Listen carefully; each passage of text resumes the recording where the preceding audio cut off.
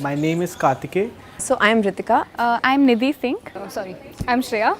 Yeah, so my name is Aniket. India needs basics like education, health, and much more at the grassroots level. Our malnutrition is as worse as sub-Saharan countries. Education situation is also very bad. So the biggest issue and the biggest issue for the government that's about to come are the social sector reforms. I think the biggest issue facing in the country is accountability of the government. Although the government is having policies in education, health, infrastructure and everything else, but the government is not accountable.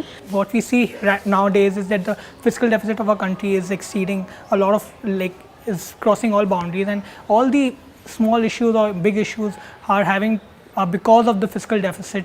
We have transparency in the government through RTI, but the government is not accountable, and which I think is the biggest issue in our country. According to me, the biggest issue the country is facing is lack of policy responses towards development of human capabilities. I think the most important issue right now that India is facing is probably an infrastructure deficit combined with a deficit in human capital, right? And by that I mean that the standard of education has not only fallen over the years, but it's something that's actually gotten very restricted to like a smaller number of people.